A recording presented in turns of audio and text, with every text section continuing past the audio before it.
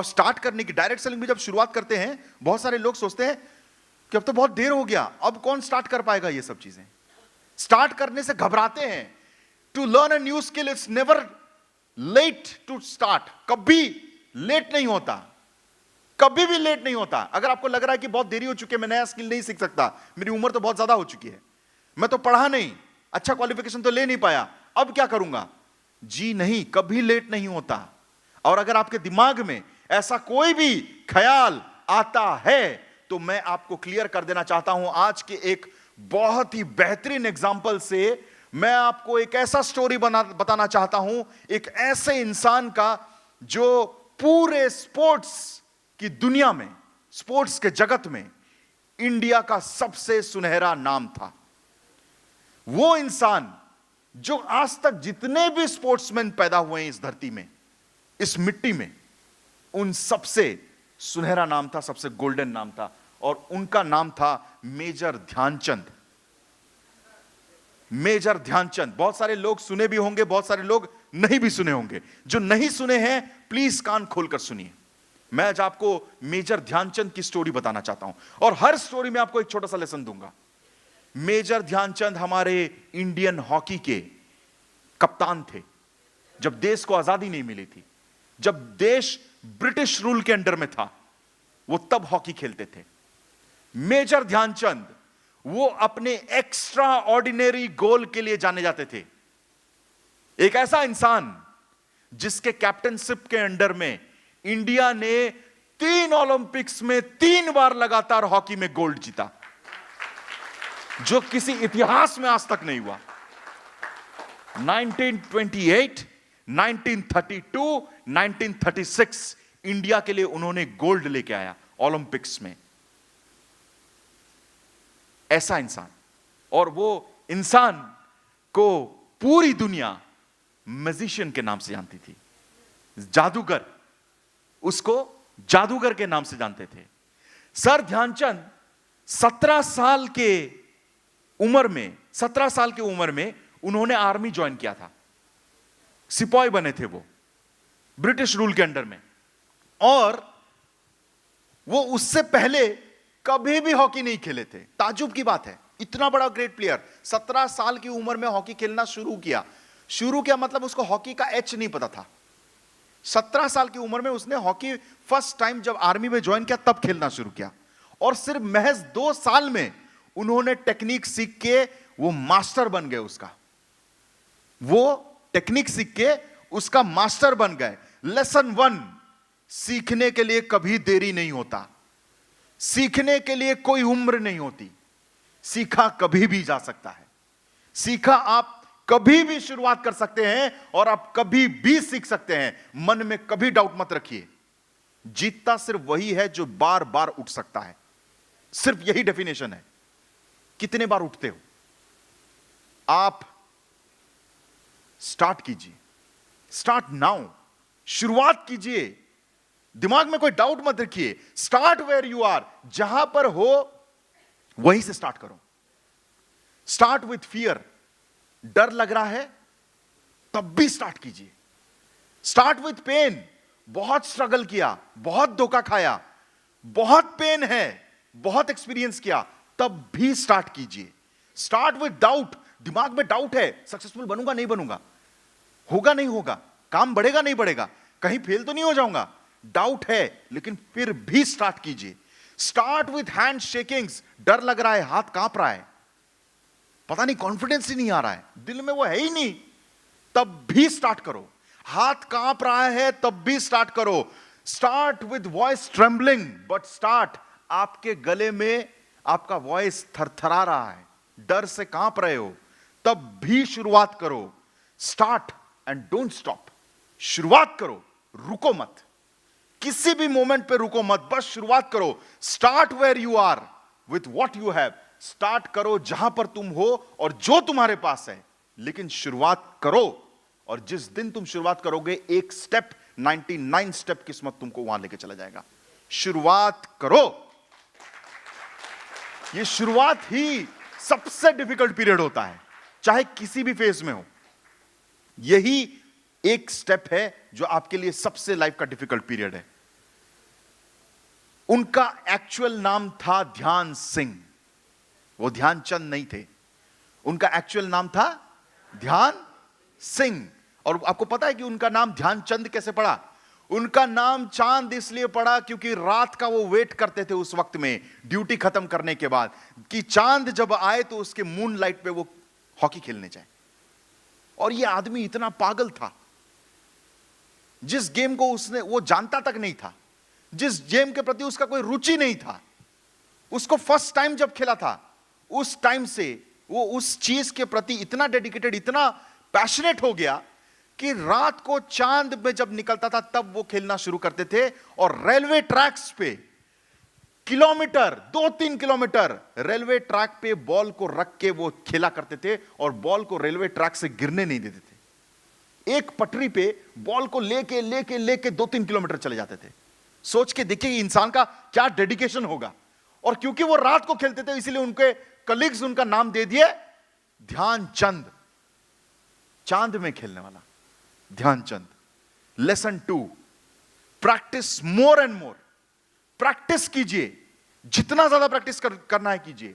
You don't need extraordinary talents to be great. आपको महान बनने के लिए एक्स्ट्रा ऑर्डिनरी टैलेंट की कोई जरूरत नहीं है। जो आपके पास है बस उसके साथ ऐसा प्रैक्टिस कीजिए कि वो कभी भी आपसे ना चूके।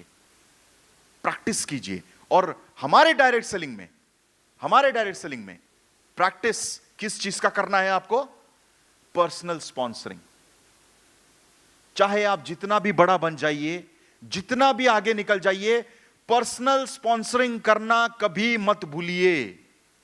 जो लीडर, मैं अपने 15 साल के एक्सपीरियंस से बोल सकता हूं, जो लीडर पर्सनल स्पॉन्सरिंग करता रहता है, चाहे वो कितना भी इनकम करे, जितना भी आगे बढ़ जाए, वो हमेशा कंसिस्टेंटली आगे बढ़ता है। आज डायरेक्ट सेलिंग में वर्ल्ड लीडर्स वही हैं जो पर्सनल स्पॉन्सरिंग करना जानते हैं। तो ये कभी मत करना भूलिए। So keep practising with new skills, the skills which you have learned, and greatness will follow you. और महानता आपको फॉलो करने लगेगी। 3 बार ओलंपिक खेला उन्होंने, 3 बार, 1928, 1932 एंड 1936। पहला मैच एम्स्टरडैम जब फाइनल हुआ, सॉरी ओलंपिक्स का पहला फाइनल, उन्होंने नेदरलैंड को 3-0 से हराया, 3-0। आदमी ऐसा खेलता था कि दूसरे लोग उसके स्टिक से बॉल ले ही नहीं पाते थे। नेदरलैंड वालों ने उसका स्टिक तोड़ के देखा कि कहीं मैग्नेट तो नहीं लगा, यह आदमी मैग्नेट लगा के तो नहीं घूम रहा। लोग इतना डाउट करने लगे, ऐसा खेलता था। और वो किस लिए? क्योंकि उसका उतना प्रैक्टिस था। उनका प्रैक्टिस इतना बेहिसाब था, दिन रात करते थे कि वो स्टिक से बॉल को अलग ही नहीं होने देते थे। दूसरा ओलंपिक्स जब होने लगा तो उस फाइनल में 3-0 तो अतीत हो गया था। अब की बार उन्होंने यूएस को 24-0 से हराया, जिसमें से 8 गोल ध्यानचंद के थे। 24-0। और उसके बाद जब जर्मनी में हुआ तब 8-1 से उसको जर्मनी को हराए। आप सोच के देखिए, एक इंसान कंसिस्टेंटली इतने साल, ओलंपिक्स हर 4 साल में होता है, 12 साल तक उन्होंने अपने कंसिस्टेंसी देते गए, वो आगे बढ़ते गए। He was always better than yesterday. वो अपने अतीत से, अपने कल से हमेशा बेटर खेले हैं, हमेशा बेटर प्रैक्टिस किए हैं, हमेशा बेटर डिलीवर किए हैं। And he never stop practising. उन्होंने प्रैक्टिस करना कभी भूला ही नहीं। Lesson 3, never get stuck in your past achievements. कभी भी अपने अतीत के अचीवमेंट्स पे स्टक होके मत रहना। यह मत कहना कि मैं तब क्या था, मैं एक टाइम पे वो क्या था, मेरा लेवल वो था नहीं। क्या है उससे मायने रखता है। जो इंसान अपने पास्ट अचीवमेंट्स को लेकर स्टक हो जाता है, उसकी बर्बादी तय है। कभी भी अपने पास्ट अचीवमेंट्स को लेके रुके मत, हमेशा आगे बढ़ते ही रहिए। They won't help you move forward. वो आपको आगे बढ़ने नहीं देगा। और आपका कॉम्पिटिटर सिर्फ आप हो।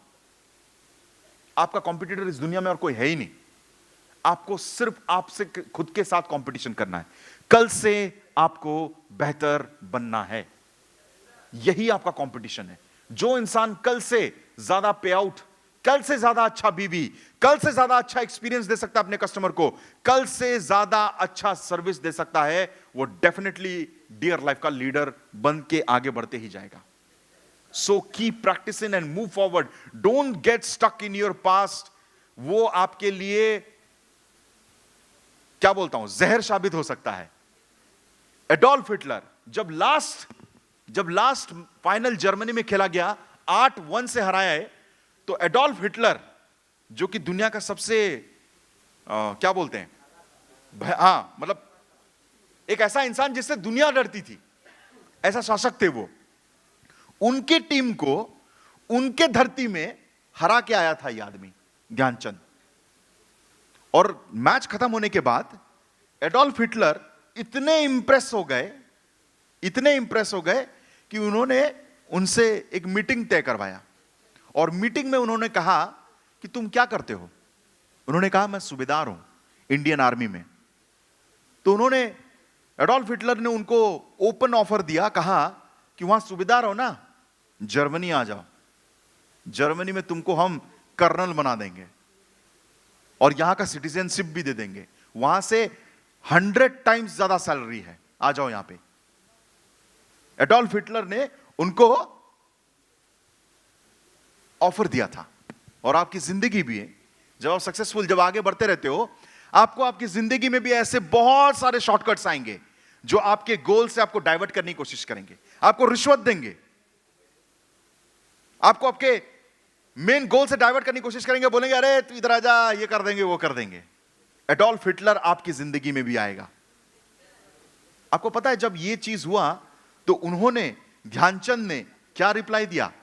ध्यानचंद ने ऐसा रिप्लाई दिया, उस आदमी को जिसको पूरी दुनिया डरती है, उस आदमी को आंख से आंख मिला के उस ध्यानचंद ने, जो सिर्फ एक इंडियन आर्मी का साधारण सा सूबेदार था, वो आदमी जो उसके धरती में उसी की टीम को 8-1 से बीट किया था, कैप्टन ऑफ इंडिया ने उससे आंख मिला के एक सेंटेंस कहा और सब आदमी उसका सेंटेंस सुन के दंग रह के रह गए. और उसने कहा India is not for cell. वो आदमी उससे आंख मिला के देखता है एडोल्फ हिटलर को और कहता है India is not for cell. Friends, lesson 5 और लेसन 4 और 5, ये आपकी जिंदगी का सबसे बड़ा लेसन है और ये डायरेक्ट सेलिंग का सबसे बड़ा लेसन है. अगर आप डायरेक्ट सेलिंग कर रहे हो, दिल दिमाग सब खोल के सुनो. लेसन है, successful people have ownership towards their organisation. जो सक्सेसफुल लोग हैं वो अपने ऑर्गेनाइजेशन, अपने कंपनी, अपने कंट्री के प्रति ओनरशिप रखते हैं. वो उसको अपना मानते हैं, मेरा है वो. और वो इंडिया को रिप्रेजेंट करते थे, वो इंडिया का जर्सी पहनते थे. इसीलिए उन्होंने कहा मैं इंडिया हूं and India is not for cell. मैं बुकाऊ हूं नहीं बोला उन्होंने कहा India is not for cell. उन्होंने अपने आप को इंडिया बना दिया. और आप डियर लाइफ को रिप्रेजेंट करते हैं. So you are dear life. यहां पर जितने लोग बैठे हैं वो सब एक एक डियर लाइफ के डिस्ट्रीब्यूटर नहीं बल्कि डियर लाइफ ही हैं. आप जब वो जर्सी, आप जब वो टी शर्ट पहन लेते हो, जब आप वो बैच पहन लेते हो, तो आप डिस्ट्रीब्यूटर नहीं, जी नहीं, आप डियर लाइफ हैं. आप हमारी पहचान है. आपसे देख के कोई सीखता है, कोई जानता है डियर लाइफ को, तो आप भी तब कहना चाहिए आंख से आंख मिला के एडोल्फ हिटलर को, dear life is not for cell.